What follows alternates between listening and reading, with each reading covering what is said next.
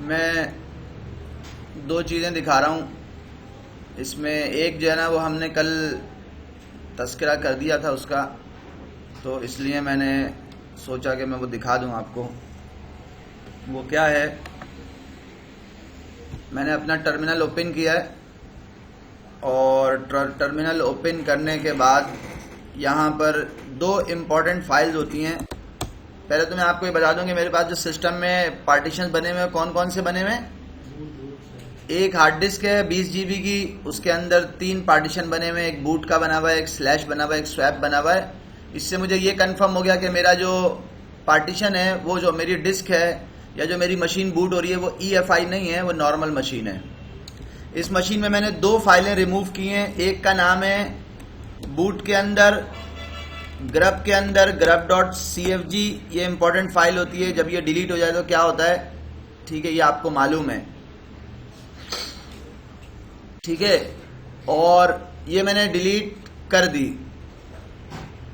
और एक मैंने फाइल और डिलीट की है जिसका नाम है बूट के अंदर initramfs। कल मैं इसकी बात कर रहा था, और ये भी मैंने .img ये फाइल है, मैंने इसको भी डिलीट कर दिया। ये 2 इंपॉर्टेंट फाइल हैं। अगर माइक्रोसॉफ्ट से आप कंपेयर करें तो ऊपर वाली का नाम जो था ना वो था, ऊपर वाली का नाम था माइक्रोसॉफ्ट में boot.ini, और नीचे वाली फाइल का नाम माइक्रोसॉफ्ट में होता है NTLDR। अब मुझे नहीं पता अब आज के ज़माने में ये होती हैं नहीं होती, लेकिन मैं तो आपको थोड़ा सा पहले की बात बता रहा हूँ। अब आजकल होती है क्या विंडोज़ में boot.ini या NTLDR? हाँ, होती हैं। NTLDR का कंफर्म नहीं है, इनको boot.ini तो कह रहे हैं, कंफर्म है। अच्छा, बहरहाल मैंने ये 2 फाइलें जब रिमूव कर दी अपने सिस्टम से, तो मेरा सिस्टम कहाँ पहुंचेगा, आज तुम्हारी बात भी बताऊंगा मैं। याद आया तुम्हें? ये मैंने इस मशीन को रिबूट कर दिया। इस मशीन का स्टेटस क्या होगा वो देखिएगा जरा। रिबूट कर दी। ये दोनों फाइलें अगर मेरे सिस्टम से, ये क्या, मेरी मशीन DVD से बूट कर गई। अगर मेरी मशीन में DVD लगी हुई ना हो तो क्या होगा वो देख लेते हैं जरा। DVD से तो बूट करना ही नहीं चाहिए था इसको। हाँ चलो, अब दोबारा डिस्कनेक्ट कर दिया मैंने। सेटिंग में गया और सारे ऑप्शन डिस्कनेक्ट वाले हटा दिए, ओके कर दिया, और अब मशीन को रिबूट कर रहा हूं। मेरी मशीन कहां जाके रुकेगी वो अभी आपके सामने आ जाएगा।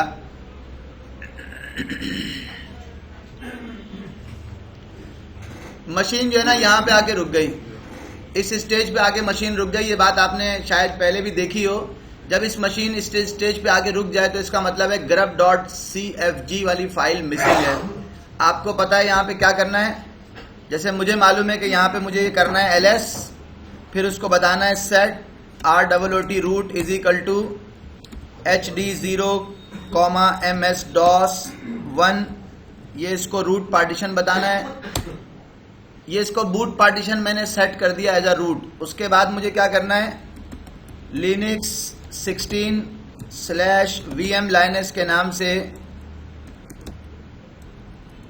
VM Linux के नाम से क्या आ रहा है भाई, /VM/boot hd0, MS-DOS1, /VM Linux। हाँ अब आ गया।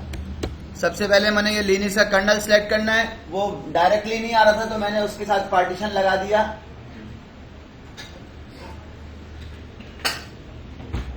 असल में मैंने सही तो कर रहा हूँ, हाँ सही तो कर रहा हूँ। MS-DOS वो डायरेक्ट नहीं आ रहा था, VM Linux मैंने पार्टीशन लगा दिया। फिर उसने, हाँ रिकॉर्डिंग चल रही है ना, नहीं चल रही क्या, चल रही है नहीं चल रही, चल तो रही है यार। फिर उसके बाद मैंने init-rd.16 किया, और उसके बाद जब मैं उस फाइल का नाम बता रहा हूँ hd0, MS-DOS1/ init init RAM-fs। तो मुझे जो init RAM-fs की ओरिजिनल फाइल है वो नहीं मिल रही, ये मुझे मिल रही है kdump वाली, kdump वाला इमेज मिल रहा है, ओरिजिनल फाइल नहीं मिल रही। इसका मतलब ये है कि जब तक ये init RAM-fs नहीं होगी मेरे पास, मैं अपनी मशीन को इससे बूट नहीं कर सकता। तो चूंकि मैं इस मशीन को रिबूट नहीं कर सकता, तो इसलिए मुझे ये फाइल ही नहीं है जो init rd को चाहिए होती है, जो मैंने रिमूव किया आपके सामने। ठीक है, तो मैं क्या कर रहा हूं, मैंने अपनी इस मशीन को रिबूट किया और रिबूट शटडाउन कर देता हूं और CD से बूट करूंगा ताकि init RAM-fs क्रिएट कर सकूं। init RAM-fs को क्रिएट करने के लिए मुझे लिनक्स की DVD से जो है वो बूट करना पड़ेगा। मैं अपनी मशीन में गया, राइट माउस क्लिक सेटिंग, और DVD से बूट करने के लिए क्या करना पड़ता है, एक तो उसकी पावर ऑन लगा दूं, ओके, और दूसरा ऑप्शन जो है वो मेरा ख्याल है राइट माउस क्लिक करके फर्मवेयर में जाना पड़ेगा और फर्मवेयर में इसको ये कहना पड़ेगा कि CD-ROM से बूट करो, वो लिखा हुआ है उसमें, CD-ROM अगर लगी हुई हो तो उससे बूट करो, अदरवाइज हार्ड डिस्क से बूट कर लेना। इसको मैंने एग्जिट कर लिया, मेरी मशीन CD से बूट होगी और CD में मैं उस वाले ऑप्शन पे जाऊंगा जो ट्रबल शूटिंग का ऑप्शन है, ट्रबल शूटिंग। मैं ट्रबल शूटिंग पे गया, मैंने यहाँ पे एंटर किया, इसमें एक ऑप्शन है rescue a Red Hat Enterprise Linux system, मैं इस पे चला गया, यहाँ जाके मैंने एंटर किया, rescue a Red Hat Enterprise Linux system पे क्लिक किया, तो मेरी मशीन जो है वो स्टार्ट हो रही है। ये मैं DVD के अंदर जो रेस्क्यू वाला ऑप्शन है उससे बूट कर रहा हूं, किस लिए, कि मैं init RAM-fs बना सकूं।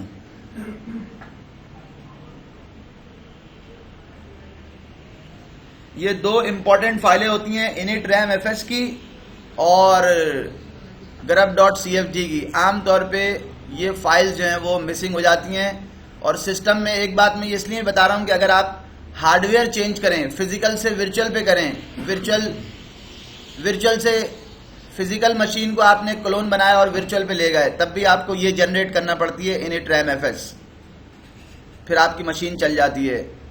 ठीक है, अगर आपसे ये एक्सीडेंटली रिमूव हो जाए तब भी आपको ये काम करना पड़ेगा। अगर आपके init RAM-fs के अंदर, अगर आपसे जो है वो कोई हार्डवेयर चेंज हो, आपने पहले नेटवर्क कार्ड निकाल के लगा, दूसरा चेंज कर दिया, तब भी आपको ये बाज़ दफ़ा प्रॉब्लम कर जाती है, जनरेट करना पड़ती है। तो इसको जनरेट करने का प्रोसेस तो लाजमी पता होना चाहिए। ये रेड हैट के ट्रबल शूटिंग का जो एग्जाम है, ये उसका भी पार्ट है, ये आपको जनरेट करना पड़ती है वहाँ पे भी। खैर, मैंने पहला ही ऑप्शन है कंटिन्यू कर दिया, एक है रीड ओनली माउंट, एक है स्किप टू शेल, एक है क्विट, मैंने उसे कंटिन्यू किया। जो फर्स्ट वाला ऑप्शन था उसने मुझे वहां पे कहा कि कोई भी की प्रेस कर दें तो आप शेल पे आ जाएंगे। मैंने शेल पे आ गया, मैं ऊपर लिखा हुआ था ch रूट करें, पूरी कमांड लिखी हुई है mnt sys image, मैंने वो कमांड भी चला दी और अब मैं शेल के ऊपर आ गया हूं अपने। जब मैं अपने शेल पे आ गया हूं तो इसका मतलब ये है कि मैं cd करके /boot में जा सकता हूं, यस, pwd करूंगा तो मैं बूट के फोल्डर में हूं, यहां पे ls करूंगा तो मेरी वो सारी फाइलें आ रही होंगी जो कि मुझे रिक्वायर्ड होती हैं बूट करने के लिए या बूट के पार्टीशन में। उसमें से init RAM-fs भी आ रही है, लेकिन init RAM-fs के 2 वर्जन आ रहे हैं, 3 होने चाहिए, एक रेस्क्यू वाला आ रहा है, एक kdump वाला आ रहा है, और जो प्लेन है वो नहीं आ रहा, प्लेन नहीं आ रहा। तो मैं यहां से उसको कैसे जनरेट कर रहा हूं, उसको जनरेट करने की कमांड क्या है, DRACUT _, अगर आप H लगाना चाहें तो इसका मतलब है कि आप इस लोकल होस्ट के लिए जनरेट कर रहे हैं, जरूरत नहीं है। मैंने F लगाया, इसका मतलब है फोर्सफुली, अगर पहले से बनी हुई है तो उसको ओवरराइट कर देना। और उस फाइल का नाम क्या है जो मुझे यहां बनानी है, INITRAMFS init RAM-fs डैश, हमारा जो भी कर्नल है उसका वर्जन अगर आपको मालूम है तो ठीक है, वरना आप उसको ऐसे लिख सकते हैं uname -r। अगर मल्टीपल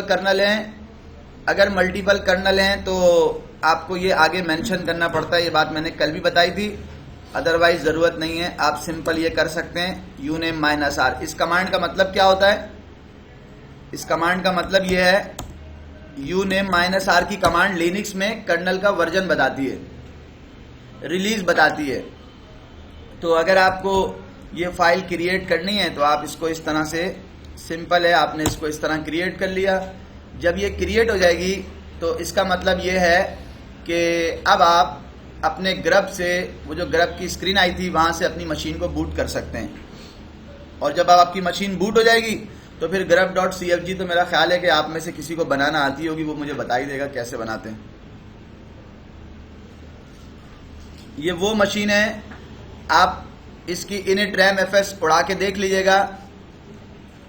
init-ram-fs के अंदर होता क्या है, init-ram-fs में क्या होता है, अगर आप चेक करना चाहें तो वो भी आप चेक कर सकते हैं। वैसे एक जो सबसे इंपॉर्टेंट चीज़ है ना, इसमें ड्राइवर्स होते हैं। अगर आपका हार्डवेयर चेंज हो, अगर आपकी कोई डिवाइस चेंज हो, तो init-ram-fs जो है वो, इसको मैंने एग्जिट किया, इसको मैंने यहाँ से चूंकि कमांड चल गई है इसलिए एग्जिट किया और मशीन को रिबूट कर दिया। अब मैं उम्मीद करता हूँ कि मेरी मशीन जो है वो हार्ड डिस्क से बूट हो जाएगी। अगर मैं जाता हूँ बूट फ्रॉम लोकल ड्राइव तो मेरी मशीन बूट हो जाएगी। अब मेरी मशीन दोबारा यहाँ पे आ गई है, उसकी वजह है कि grub.cfg नहीं है। तो grub.cfg नहीं है तो कोई मसला नहीं है, मैंने यहाँ पे ls किया, set rwt root is equal to hd0, ms-dos1 लिखा, पहला पार्टीशन है। फिर मैंने linux 16 लिखा, hd0, ms-dos1 और उसके बाद vm linux का नाम लिख दिया, ये लिनक्स का कर्नल आ गया। फिर मैंने init initRD 16 में जल्दी जल्दी तो नहीं बता रहा हैं, थोड़ा जल्दी बता रहा हूँ। हाँ तो रिकॉर्डिंग है ना भाई, अरे यार कुछ तो देखो ना यार।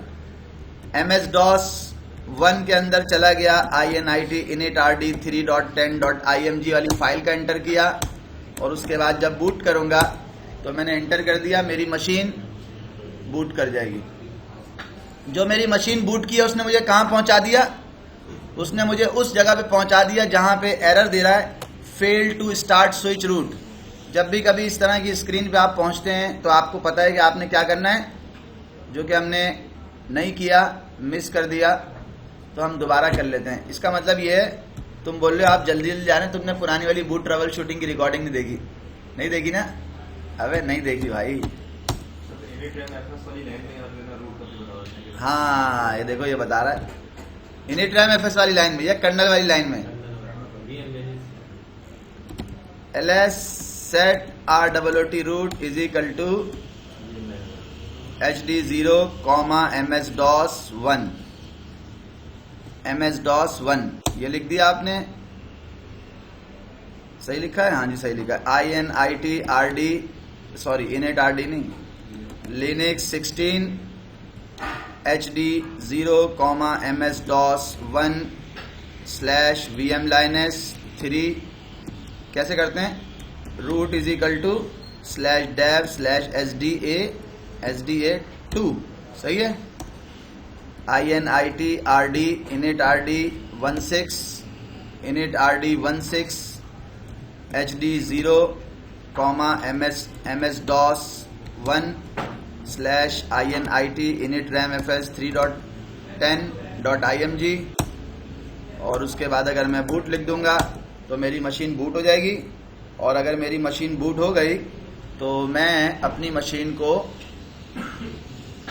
क्या कर सकता हूँ, फिर मैं वो ये SC Linux के जो है ना कुछ फाइलें, उसमें वो कह रहा है ऐसी बनी है जिनके ऊपर SC Linux का लेबल नहीं लगा हुआ, तो मैं SC Linux का लेबल लगाऊंगा और लेबल लगाने के बाद उसको जो है वो क्या कर दूंगा, मशीन को एक दफ़ा फिर रिबूट कर दूंगा और आपकी मशीन जो है वो बिल्कुल रनिंग फॉर्म में आ जाएगी। तो आप अगर अपनी मशीन को, जो आपके पास मशीन है, अगर आप उस मशीन के अंदर ये दो फाइलें डिलीट कर दें, grub.cfg जो कि कहाँ पे होती है, बूट के अंदर grub.cfg होती है, अगर आप वो डिलीट कर दें और आप init-ram-fs आपकी डिलीट हो जाए या init-ram-fs किसी वजह से करप्ट हो जाए या init-ram-fs के अंदर जो है वो कोई और प्रॉब्लम हो जाए, तो आप उस मशीन को रिकवर कर सकते हैं। ये दो बड़ी इंपॉर्टेंट फाइलें हैं जिसकी वजह से मशीन जो है ना वो मशीन जिसकी वजह से हमें री इंस्टॉल करना पड़ती है आम तौर पे। और ये दोनों ऐसी बातें हैं कि जो आम तौर पे पता नहीं होती लोगों को।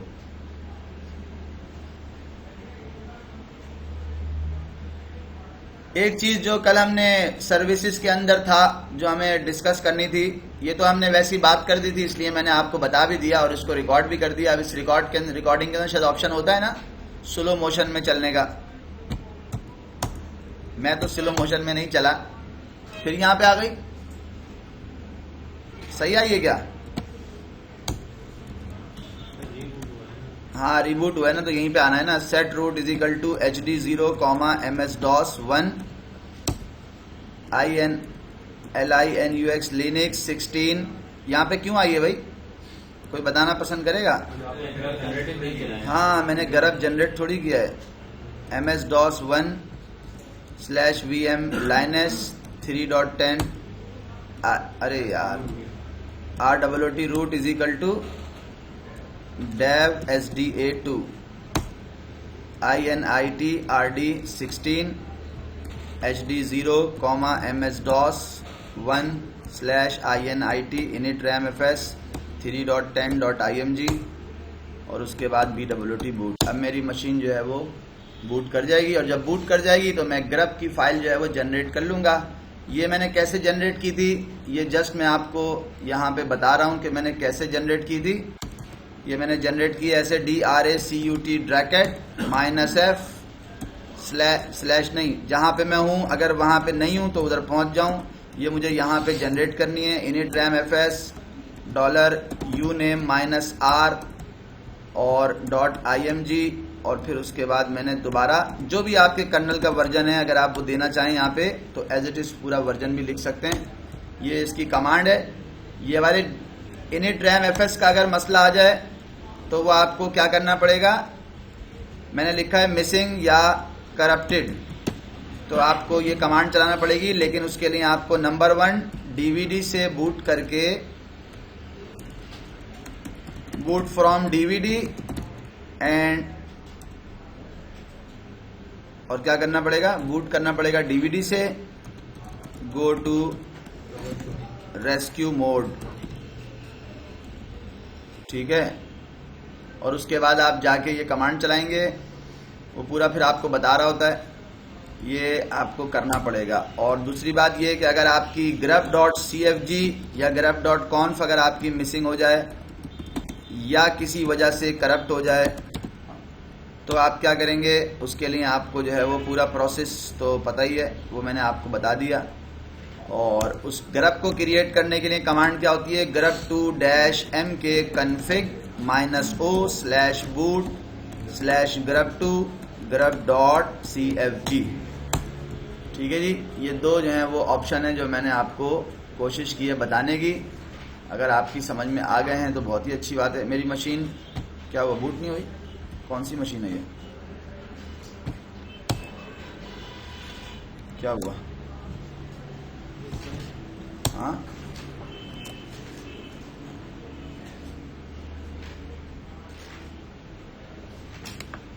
क्या हुआ?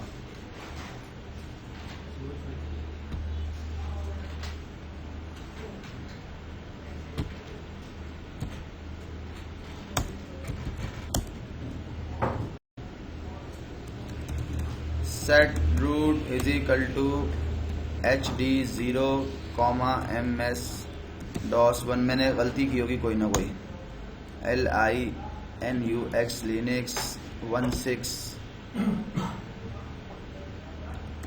16/HD0, MS-DOS 1/VM Linux, मैंने किसी कॉमे की जगह पे आ गया जी। RWT root is equal to /dev/SDA2 और उसके बाद INIT RD 16 HD0, MS-DOS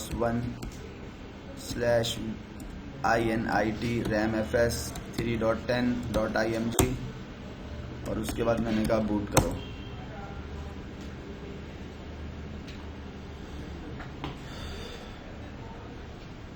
मेरी मशीन स्टार्ट हो गई है, और जब मशीन मेरी स्टार्ट हो जाएगी, जब भी कभी कोई चीज़ आपने की और नहीं हो रही है तो आप ज़रूर ये देख लेंगे कहीं पे कॉमा, फुल स्टॉप, कोई ऐसी चीज़ तो नहीं जो आपने मिस की है। मेरी मशीन स्टार्ट हो गई है और मैं उसको रूट से लॉगिन कर लिया है मैंने, GUI चला नहीं तो मैंने GUI के लिए systemctl isolate graphical dot target लिखा है, तो मुझे उम्मीद है कि मेरी मशीन GUI मोड में चल जाएगी।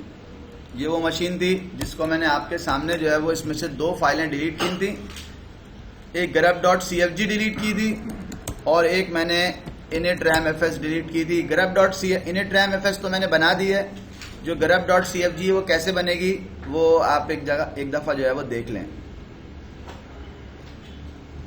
राइट माउस क्लिक किया है, टर्मिनल पे गया हूं और टर्मिनल पे जाके मैंने कमांड लिखी है। क्या मेरे पास grub मौजूद है? यहाँ पे बूट में grub.cfg में grub के नाम से कोई चीज़ मौजूद है? उसने कहा कोई फाइल ऐसी मौजूद नहीं है।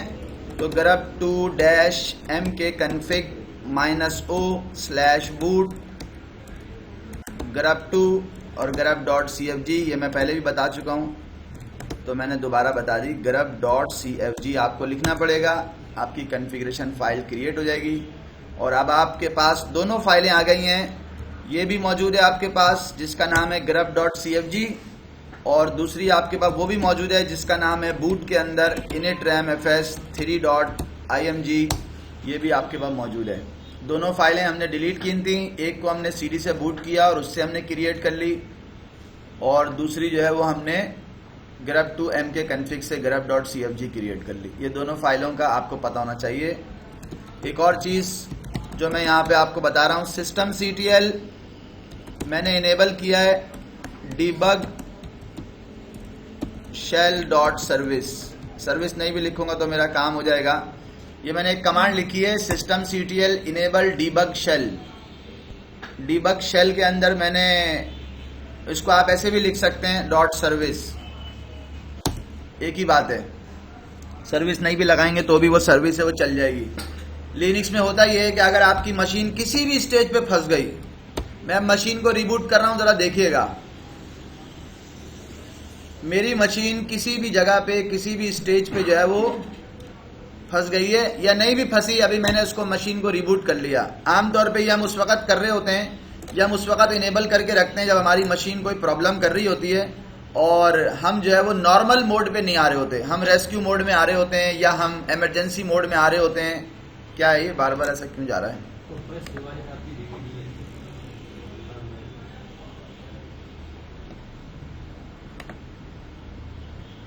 तो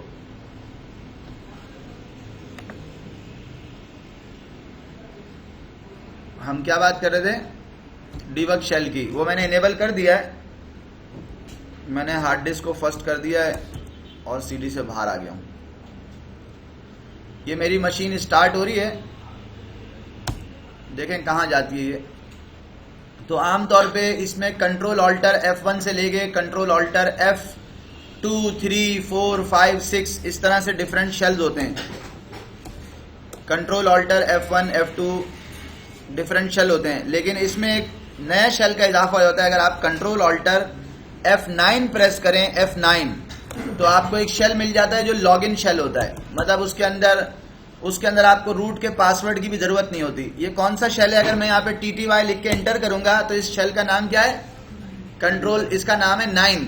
अगर आपकी मशीन किसी भी स्टेज के ऊपर फंस जाती है, कोई प्रॉब्लम आ जाती है, तो ये TTY9 जो है वो एक ऐसा शेल है जो डिबगिंग के लिए दिया जाता है, डिबगिंग के लिए, ठीक है। ये कंट्रोल ऑल्टर F9 किया मैंने तो मैं यहाँ पहुंच गया और उसमें लिखा हुआ है TTY9। ये क्यों आया है? उसका रीजन क्या है? उसका रीजन ये है कि मैंने अपने सिस्टम में जाके systemctl इज इनेबल्ड और कौन सा शेल अलाउ किया था? debug-shell। अगर आप डिबग शेल को इनेबल कर देंगे तो इसका मतलब है कि आपके पास एक कंट्रोल ऑल्टर F9 करके आप जाएंगे तो आपके पास एक शेल आ रहा होगा, जिस शेल के ऊपर आपको यूजर नेम पासवर्ड की जरूरत नहीं होती। वो रूट के प्रिविलेजेस के साथ आपकी मशीन के ऊपर जो है वो आपको लॉगिन रखता है। एक तरह से ये सिक्योरिटी के उसके लिए कहते हैं कि भाई ठीक नहीं है, लेकिन जो है वो इसकी जरूरत आपको कब पड़ती है? मेरी मशीन में किसी भी किस्म की कोई प्रॉब्लम हो रही है और मैं उसको चाहता हूं कि यार ट्रेस कर पाऊं, मैं लॉगिन नहीं कर पा रहा, इस तरह के इश्यूज आ रहे हैं मुझे, तो मैं फिर इस शेल के ऊपर चला जाता हूं। इस शेल के ऊपर जाके मैंने हेल्प लिखी है यहाँ पे, ये वो सारी कमांड्स हैं जो मैं यहाँ पे चला सकता हूँ। ज़रूरी नहीं कि सारी कमांड चलें, सिलेक्टेड कमांड्स होती हैं जो यहाँ पे डिबगिंग के अंदर चल रही होती हैं। तो आपको ये वाली बात भी पता होनी चाहिए कि अगर आप लिनक्स में डीबग शेल लेना चाहें तो आपको एक डीबग शेल टर्मिनल नंबर 9 के ऊपर प्रोवाइड कर देता है।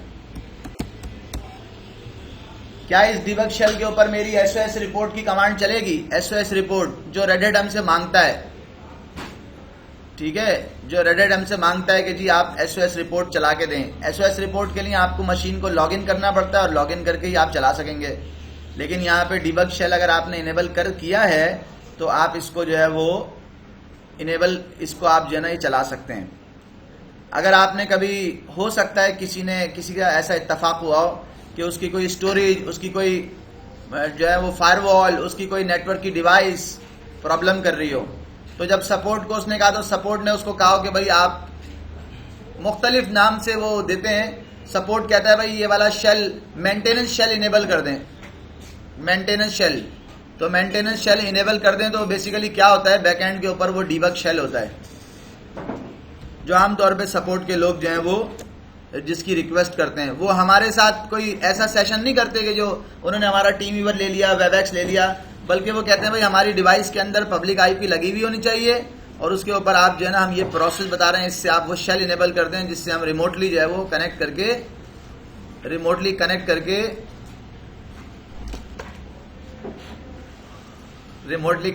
काम कर सकें।